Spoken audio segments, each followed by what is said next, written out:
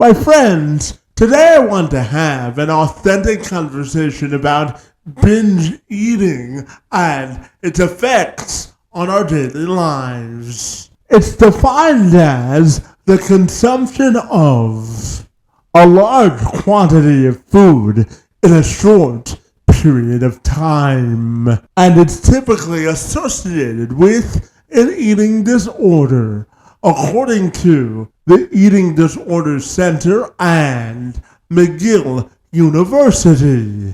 Approximately 3.5% of women and 2% of men deal with an eating disorder and binge eating in their lifetime. Half of the risk of developing a binge eating disorder is genetic. 2.8% of American adults today will struggle with binge eating during the course of their lifetime. For my friend Abila, she is a binge eating expert who helps women stop binge and overeating by rewiring and rewriting their brains so that they can feel normal and in control around any food. Abila has a personal connection to this very issue. Through coaching and psychology, she learned that there was nothing wrong with her specifically and personally, and she just needed some simple brain tools to start making better eating decisions, and that helped her to form better and more dynamic habits, which improved the overall quality of her entire life. And she joined me this week to tell me how she's helping other women on that same road to success. I'm Kevin McShann. Let's have this conversation.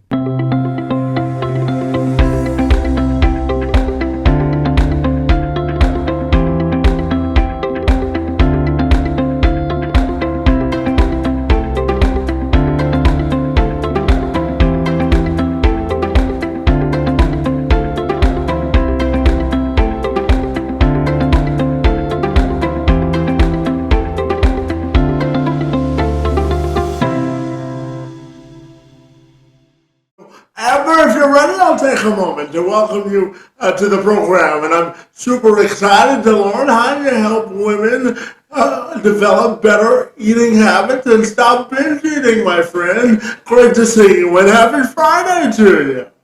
Thank you. Absolutely. Now, Amber, I'm fascinated by your work because I know it has a personal component, and you help women stop binge eating and create better eating habits, my friend. So I'm wondering if you can tell me about your work, the personal tie to it, and what makes you so fabulous, my friend. Yeah, thank you, Kevin. So, yes, as you mentioned, I'm Amber, and I started my journey a couple of years ago when I really had this big insight around binge eating. Now, before this, I had struggled with food for many years. I had dieted, restricted, really did everything all over the place. And it started with an innocent desire to want to lose weight.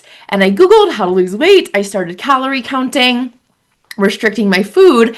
And then I did lose weight, and I thought that was going to be the end of that. But a couple months later, I had my first binge. And I remember my first binge so clearly. It was on 7 cookies. It was around Christmas time. I had this overwhelming desire to eat them, and I thought, okay, I'll just have one. But then I had another and another and another until I had the 7. And that was the first time I binged, and I really promised myself, okay, I'm going to get my act together. It's not going to happen again. But it started happening daily after a while. And then once I was binge eating daily, I just felt so broken. I didn't know what to do. I was gaining weight again. And so the first place I went to was therapy. And therapy was a really great start. It gave me some awareness, but I didn't feel like it really gave me the actionable tools that I needed to stop binge eating. And even though I was working with an eating disorder therapist, I didn't feel she quite understood what was going on. And we kept going to my past when for me, there wasn't a huge trauma that started my binge eating. It was simply the dieting that started the binge eating. So this led me down my own pathway to figure out what really was the cause of all of the struggle with food and with binge eating. And I came across this idea that binge eating could just be a habit. And this really simplified my recovery for me because it made it so that I didn't feel like I was broken anymore. It didn't feel complicated. I didn't feel like I needed to get my whole life together. I just needed to see how my brain was functioning through this habit lens, and these urges that I was getting were the main problem, the root cause. And once I started addressing these urges around food, that's what allowed me to actually rewire my brain so I stopped wanting to binge and became this normal natural eater. Yeah, absolutely. And I'm wondering if you can tell me about, working with these women, and you always tell your clients that there's nothing wrong with them, and they have to sort of rework and rewire their brain so that they have the necessary tools to get over this addiction successfully with food, my friend. So I'm wondering if you can dive deeper into that for me this afternoon. Yeah, absolutely. So a lot of times people think that, because binge eating is a recognized eating disorder, it's easy to think that there's something wrong with us or we have a broken brain. But really, we have habits in every single other area of our life, and we don't really make that a problem. If someone is biting their nails, they don't say, oh my gosh, I just don't have the willpower because I keep biting my nails. It's just become a habit, and we can learn how to change those habits. So a habit forms anytime we do something repetitively. So whether we do an action repetitively, think something repetitively, feel something repetitively, it gets habituated in our brain to try to make our life easier. And this can happen with our eating habits as well, where after a while, if we keep doing it every day, we keep binge eating multiple times a week, our brain just thinks that this is something we must want to do. So it starts sending out these cravings or these urges to do this old habit because that's what we've done for so many years or so many months. And that's what helps us save energy, but really gets us stuck into this binge eating habit. Yeah, absolutely. And I know for you personally that developing better habits around binge eating was a big part of your journey. And I'm wondering if you can reflect back on how your own personal journey impacts the person you are today and how you form better habits in your own life. What are your thoughts there, my friend? Mhm. When someone overcomes something hard, like an eating disorder or just struggling with food, you learn so many tools along the way that can benefit other areas of your life. So clients often tell me when they finish up my program that, oh my gosh, like not only have I become this normal eater and I don't binge anymore, but also that's given me tools for so many other areas of my life. So for example, the ability to sit with emotions and cravings, that will come up whether we're around food or sometimes we go shopping at Target and we see something that looks really good, but we don't want to buy it. That is the skill of sitting with urges and desire. And so that is a skill that we learn when we're changing our eating habits and learning to stop binge eating. So really, like any tool you learn throughout this process can be applied to other areas. And it's helped me build a very successful business. It's helped me allow myself to travel around the world. It's helped me date better, all because I had these inner mindset tools that I didn't have before. Yeah, absolutely. And I'm a big believer in the power of self-reflection and really leaning into emotions because, if you're not emotionally sort of stable with your own thoughts, feelings, and opinions, it's hard to rise to the level of expectations for anybody else. And I'm curious to ask you about giving women the emotional permission structure to say to themselves that it's okay to ask for help. And I'm wondering if you can walk me through that process of building trust with your client and what that looks like, my friend. Yeah. So a big reason people don't get help with their eating habits is because they feel really ashamed about it. And shame is the biggest thing that will keep us stuck. Most people aren't going around telling their neighbors that I ate like 10 cookies last night and they feel a little embarrassed about it. But for that, I like to remind people that all that's happening here is we're just eating food. No one here is kicking puppies or taking candy from a kid. We're just eating food, and yes, it might be more food than your body needs, but when we can take away all this guilt, all this shame, all this beating ourselves up, it allows us to more compassionately and curiously look at what's actually going on here. That will allow you to gain so many more insights, whether you're working with someone or you're just on your own, where you can see, oh, I binged this time because I was telling myself I'll never get this food again and I want to eat it all right now. You would not have gotten that insight had you just been stuck in beat up and shame mode, because that kind of clouds our brain from being able to access this wisdom from our slip ups and the things that we can use to move forward. Yeah, absolutely. And I'm also curious to ask you about the real conversations that people have to have with themselves when they recognize that binge eating may be a problem, but they don't want to admit it to themselves. What sort of authentic conversations do you think women should have with themselves around this topic, my friend? Yeah, it is hard to admit it sometimes because no one wants to admit that they're struggling or that they're dealing with something hard. But the truth is, most people struggle with something in their life, whether it's food, alcohol, another addiction, just shopping too much, scrolling on our phone too much. Most people have some experience of not being their ideal self and being wanting to be someone different. And if we can just remember that, it can really help us just start to again take that compassionate approach of looking at what's going on. Yeah, and to that point, anytime you try to reverse old habits, sometimes old tricks die hard, my friend. So I'm wondering, when you work with women and they sort of revert back to their own ways, I'm wondering what sort of mechanisms you put in place to help them get back on track, my friend. Yeah. So I love these three questions of anytime you have a slip up that are very simple, very easy, but very effective, which is first, what went well? Our brains are wired to look for everything that's going wrong in our life and everything that we're not succeeding in. But that's what leaves us hopeless and ashamed and defeated. And usually from that place, what do? We just go and we eat more. And that perpetuates this all or nothing cycle. So first, looking at what went well. Maybe I had more awareness this time. Maybe I stopped 2 bites before I normally would have, which is a huge win. I actually think it's even a bigger win to stop the binge in the middle, almost than not binge eating at all, because it can be really hard to stop in the middle. So it's like maybe you stopped just a couple bites sooner than you normally did. Maybe you journaled after and you got a really big insight around your thoughts that were driving the overeating.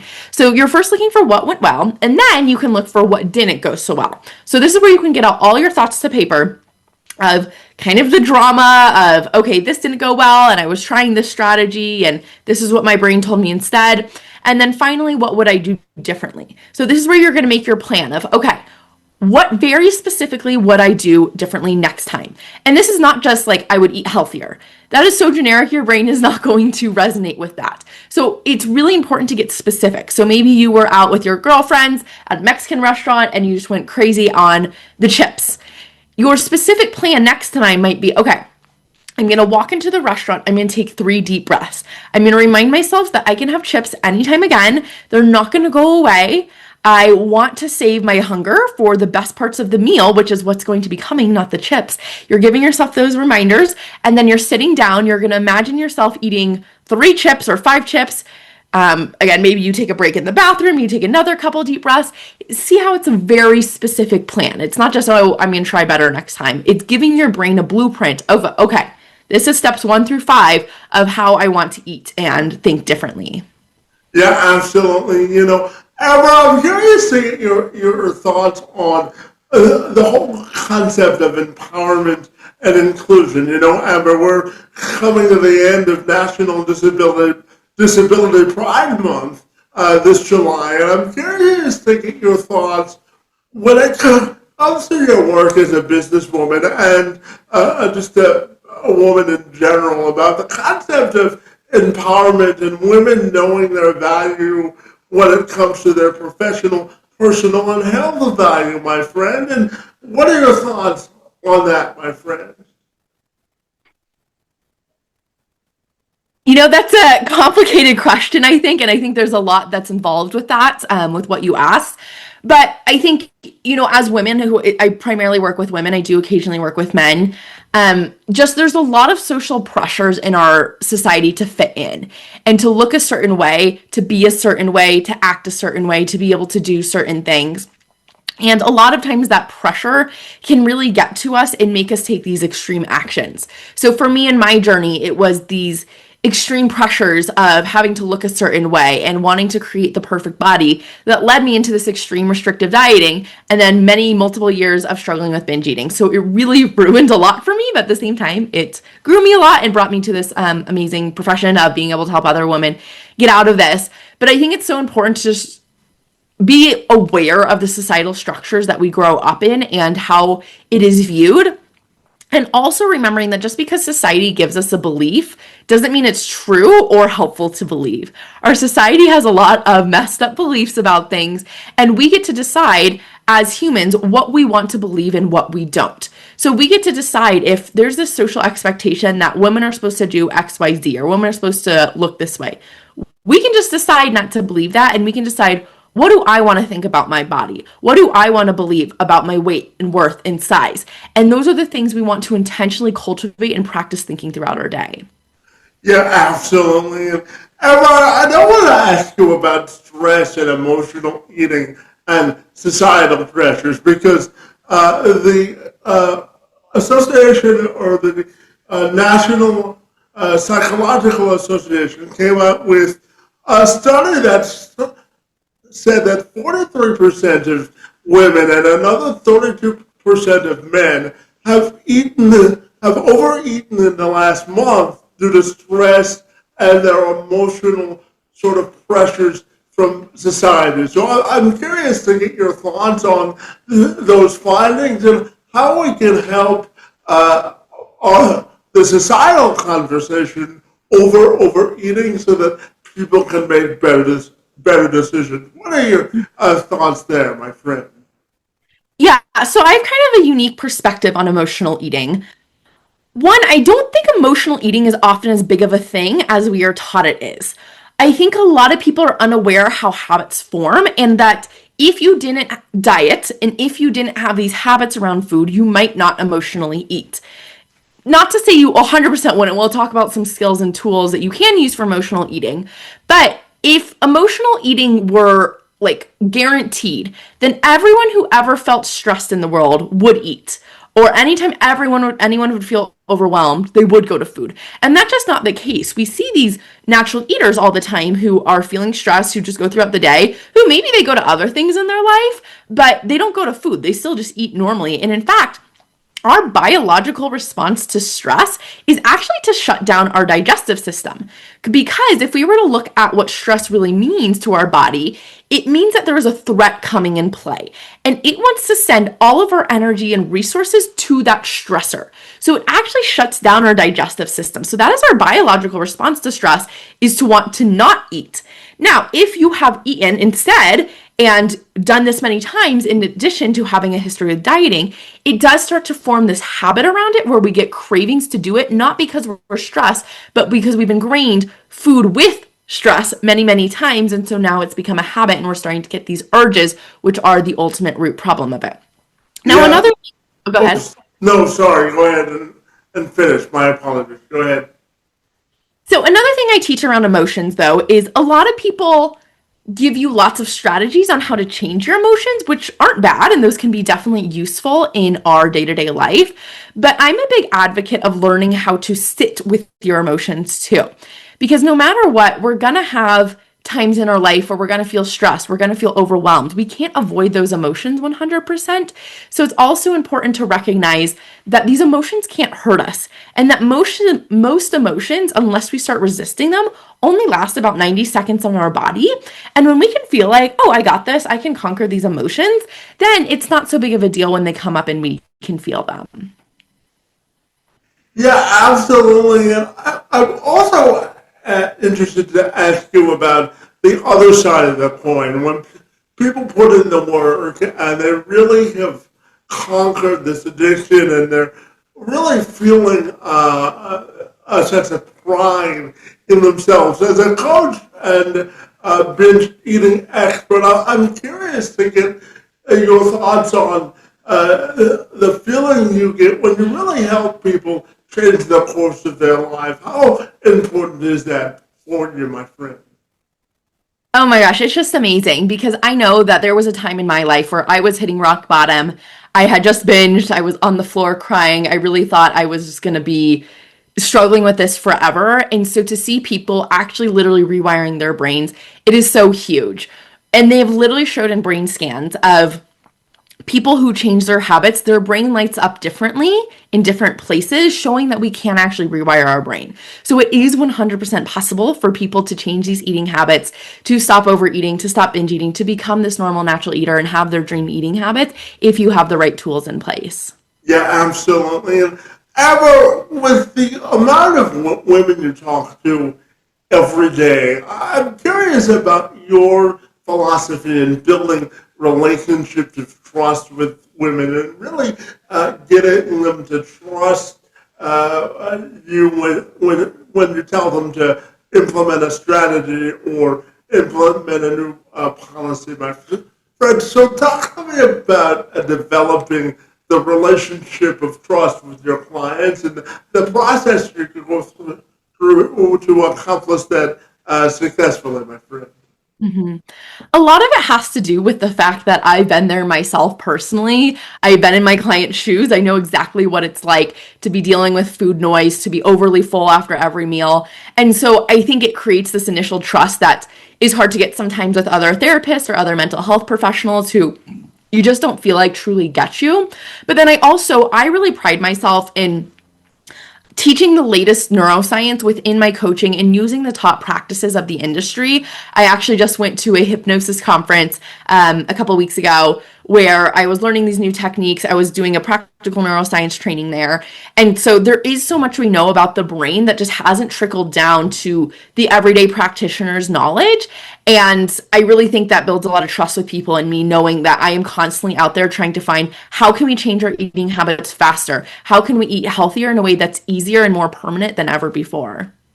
Yeah, absolutely. And a lot of about eating healthy is planning meals and meal preparation and knowing what goes into our bodies. So I'm curious to ask you about when you help clients sort of rewire their brain and the way that they look at eating how big is fixing or altering their meal preparation in that process? I'm curious to get your answer there.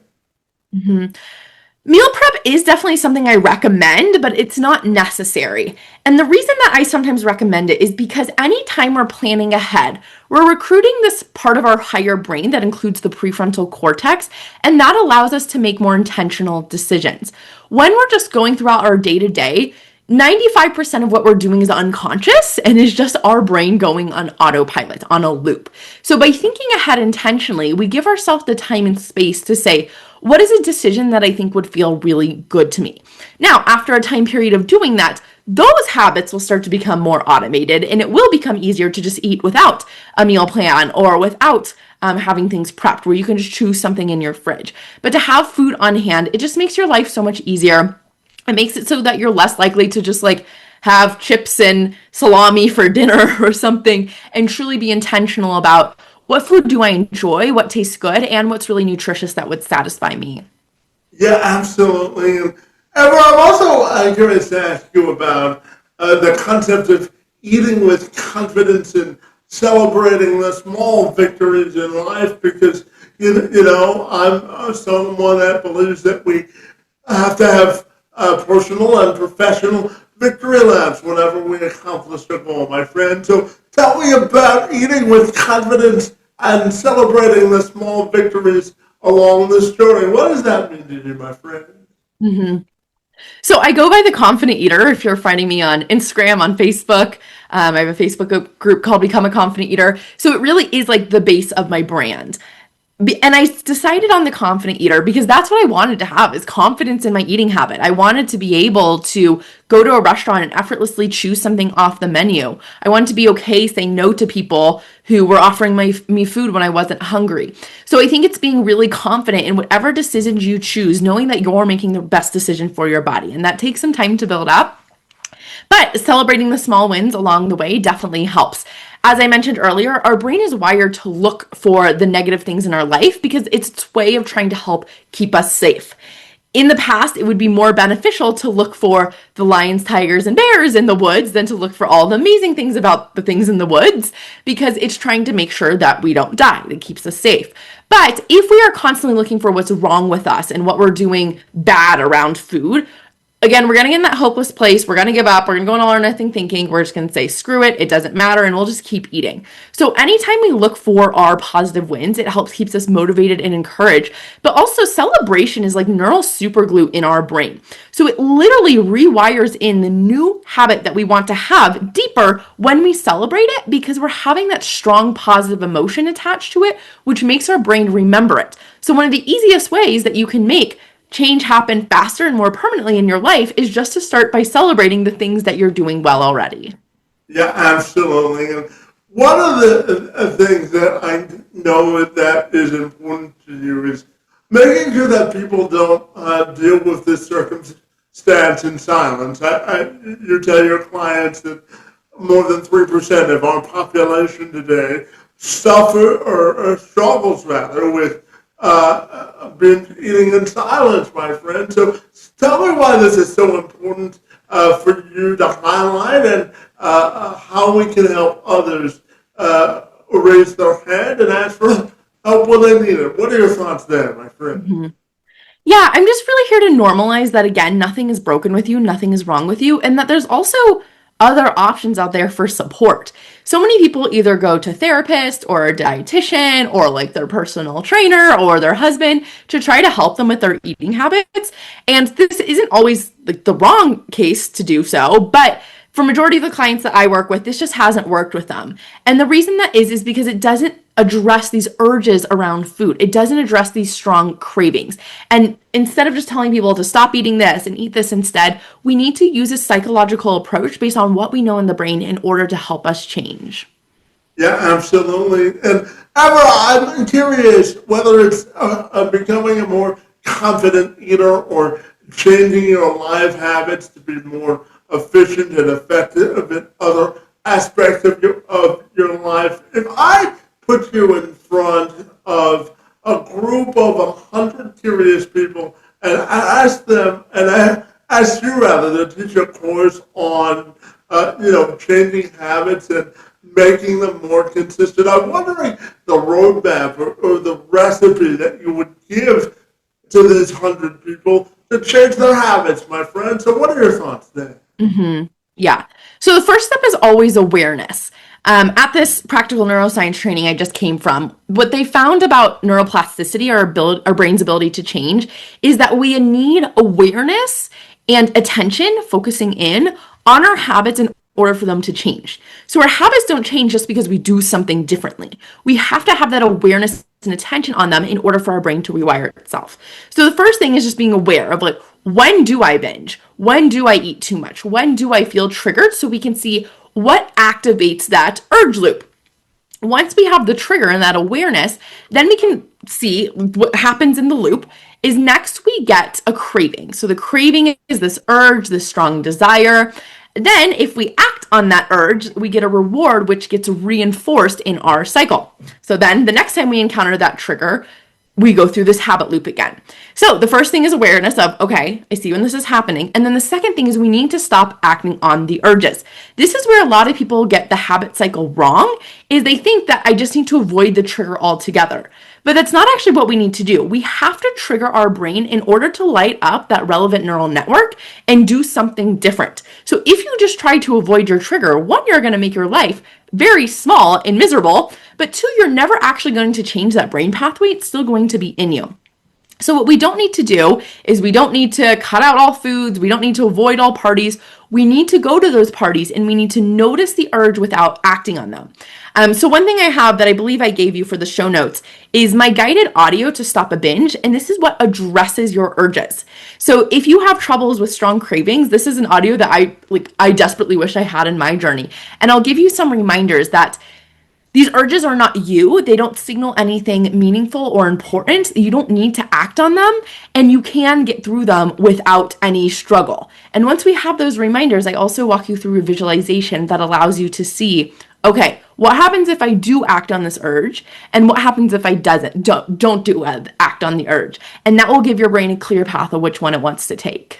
Yeah, absolutely. And Amber, just before I ask you about your podcast and how people can get connected with you, I'm also curious to ask you this one final follow-up question, and that is this, my friend. I'm curious how hard you work with women to urge them to make sure that they make themselves a priority. And what I mean by that is, women have a natural instinct to care for others before they care for themselves. So I'm wondering if you could walk me through the process of giving women the permission structure to make themselves a priority in their life and health journey, my friend. What are your thoughts there?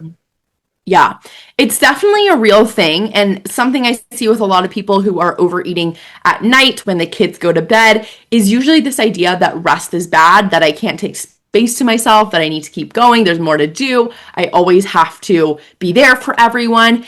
And it might feel helpful on the surface because that's why we do it. We feel like it has some sort of benefit to us. It helps us feel loved and accepted and worthy by others. But we need to look at what it's doing to us too.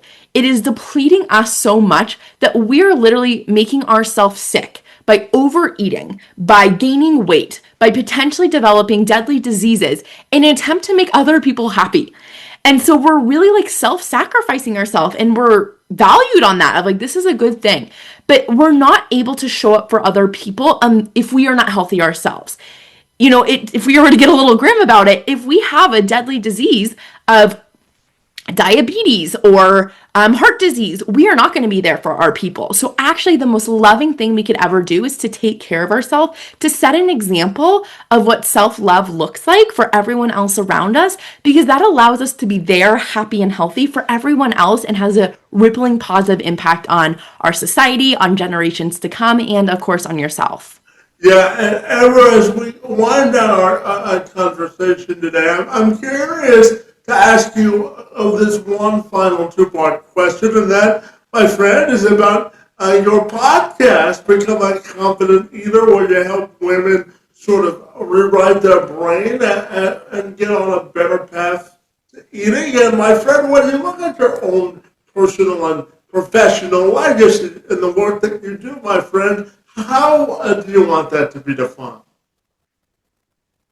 That's a great question and one that's a little bit hard to put down, but I'm really here to help, as we mentioned earlier, help people remove the shame from this and free as many people as I can from the binge eating struggle, knowing that it doesn't need to be so hard, it doesn't need to be so lengthy of a process, that we can actually change your eating habits much faster than you imagine when, again, you're using the latest science and psychology. Yeah, absolutely. And tell me about your podcast, my friend, and the success you're having with the venture, my friend. Yeah, so my podcast is called Become a Confident Eater. That's where you can find more tips on how to stop binge eating, how to eliminate food noise, how to feel like this normal confident eater. I release an episode every Thursday, so it's a really great free resource to get started with. And as I mentioned, I also have that free guided audio to help you stop a binge that is also a really good in-the-moment resource. Absolutely, my friend. And finally, tell me, if people want to get connected with you, what's the best way they can do that? They can find all my resources at theconfidenteater.org. You can find me on Instagram at theconfidenteater, and I also have a free Facebook support group called Become a Confident Eater. Well, fabulous, Amber. I think you're doing great work supporting women during their recovery and recognition of their binge eating journey, my friend. You're really giving women the confidence and empowerment they need to be successful. So I want to commend you for your work and want to thank you for engaging in conversation with me this afternoon. It's most appreciated, my friend. Thanks so much for having me on.